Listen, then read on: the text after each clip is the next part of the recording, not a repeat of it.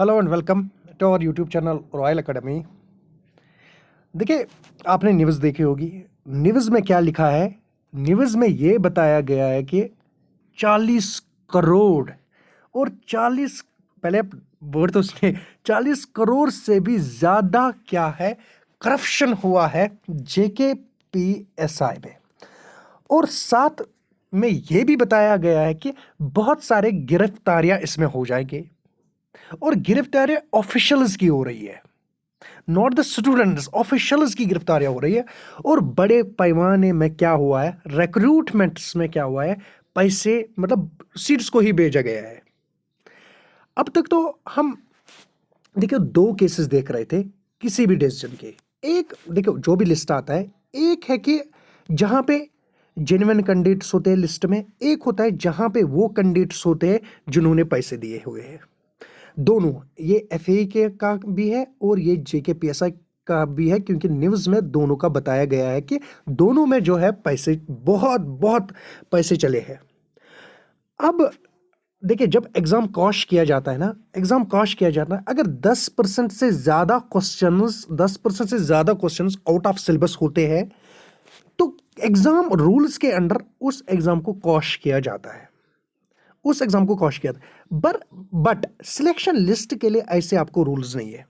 Selection list को cosh किस point पे किया जाता है वो रूल्स के अंडर नहीं लिखा हुआ है। ये गवर्नमेंट तक होता है। जो GAD डिपार्टमेंट होता है, CAT डिपार्टमेंट होता है, इनको CBI की तरफ से क्या आती है, या कोई भी वेरिफिकेशन कमिटी जो होगी, जरूरी नहीं है ऑलवेज CBI, जो भी वेरिफिकेशन कमिटी की तरफ से इनको रिकमेंडेशन आती है वेदर टू कॉस्ट इट और नॉट। मगर अब बात है कि कितनों की, बात है 40 करोड़ की, 40 करोड़ से ज्यादा। बात है मेजर जो पोस्ट होल्डर्स थे उनकी गिरफ्तारी, बात है लाइब्रेरी की, और जिनका मालिक ही गायब है। अभी इसका मालिक ही नहीं मिला, किसका, किसी एक पर्टिकुलर लाइब्रेरी की अभी मालिक ही नहीं मिला, वो भी स्कैंडल में है। और स्कैंडल में क्या है, स्कैंडल में बड़े बड़े ऑफिसर्स हैं। अब क्या होगा फाइनली अब तो ये तो क्लियर हुआ है कि इसमें क्या है, पैसों क्योंकि गिरफ्तारियां स्टार्ट होने लगी।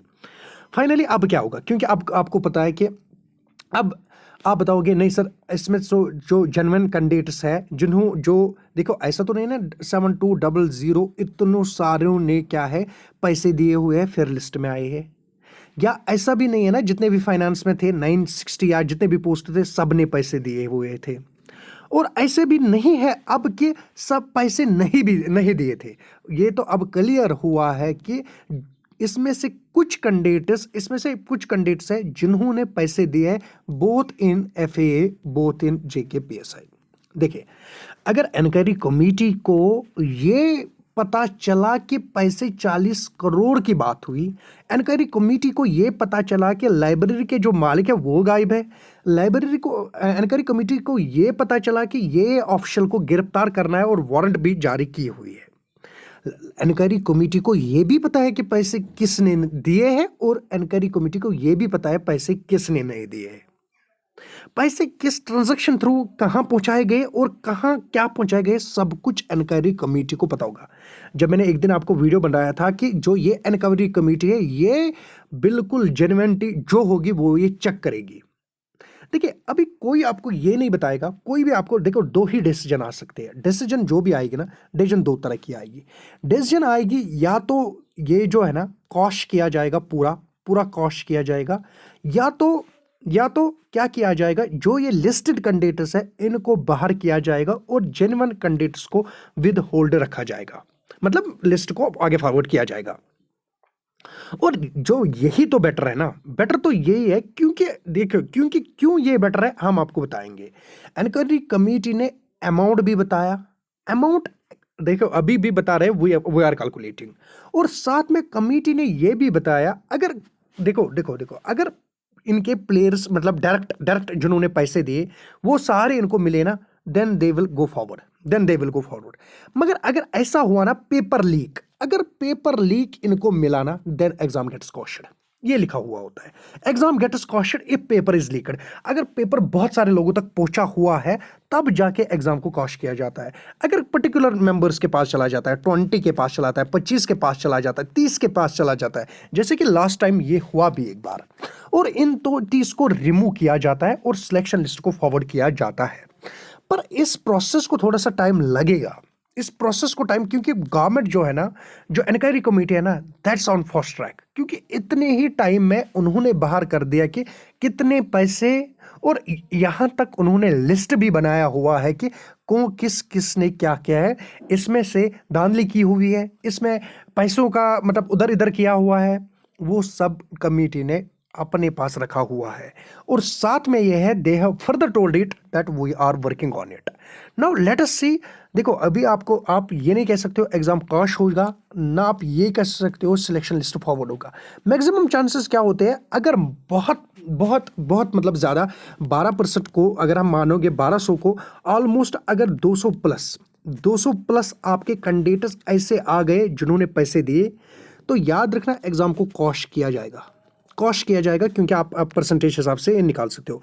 अगर ऐसा हुआ कि 20-25 हुए, 30 हुए, फिर इन 30 को रिमूव किया जाता है और जो जेन्युइन कैंडिडेट्स हैं उनको आगे एग्जाम के लिए क्या कि उनको आगे सिलेक्शन लिस्ट में रखा जाता है, जो भी लिस्ट आया हुआ है, रिजल्ट लिस्ट, उनको रखा जाता है। मसला है अब FAA का। आप बता रहे हो सर डॉक्यूमेंट वेरिफिकेशन हो गई। देखिए अगर जेन्युइन है, मिला इनको, तो इट कैन बी मतलब फर्दर। ये भी तो हुआ ना बहुत बार कि आपको इवन पे भी मिली, उसके बाद भी जॉब से टर्मिनेट किया हुआ है। अगर आपकी जेन्युइन मतलब जेन्युइन कंसर्न, अगर उनको लगा कि that this is a fake selection list and this is a fake even promotion, this is a fake, उस फेक को वहीं पे पकड़ा जाता है। डोंट थिंक कि किसी जगह सिलेक्शन लिस्ट आया हुआ, डोंट थिंक किसी जगह क्या ज्वाइन किया हुआ है कि इसके बाद कोई प्रोसेस नहीं होगी। प्रोसेस बराबर एंड तक होती है, प्रोसेस बराबर रिटायरमेंट तक होती है, जो कि आपने देखा होगा कि रिसेंटली कुछ लोगों को जॉब से even after giving 10 years of service, after giving 15 years of service, they have been terminated from their job.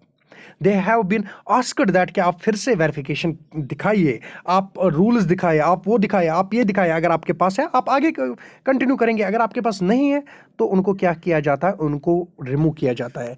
सो अगर रिजल्ट आया, नो डाउट रिजल्ट आया, और रिजल्ट में टॉप किसी को दिखाया, रिजल्ट में बॉटम किसी को दिखाया, ये सब जो भी सिलेक्ट दिखाया, जिसने डॉक्यूमेंट वेरिफिकेशन, जिसने जो कुछ भी किया, अगर किसी भी पॉइंट ऑफ टाइम पे सीबीआई को लगा, या जो भी इंक्वायरी कमेटी है, सीबीआई तो नहीं है, इंक्वायरी कमेटी को लगा कि दैट दिस डिमांड या दिस पर्टिकुलर स्टूडेंट जो है ये करप्शन के थ्रू आया है, चाहे वो किसी भी पोस्ट पे हो, चाहे वो किसी भी एग्जाम पे हो, उसको रिमूव किया जाता है। अब क्या इंक्वायरी कमेटी खाली JKPSI का मतलब जो है इंक्वायर कर रही है, या FA का भी? देखिए न्यूज़ जो आपने देखी, गुलिस्तान पे आपको न्यूज़ मिली, उन्होंने FA का भी बताया। That means not only they talked about the JKPSI but they have talked about FA as well. So let us wait. देखिए आप वेट करेंगे, हम सब वेट करेंगे, क्योंकि जो चीज़ें इनको चाहिए थी मैक्सिमम चीज़ें उनको मिल गई। जो इंक्वायरी कमेटी को कुछ पॉइंट्स थे कि हमको ये करना है, उन्होंने वो करके दिखाया और वो कैरी ऑन। तो ज़्यादा देर नहीं लगेगी इसमें, कुछ 10 to 15 और within 20 days, we hope within 20 days आपको सब कुछ क्लियर किया जाएगा regarding JKPSI, regarding even FA as well. Okay, thank you, bye.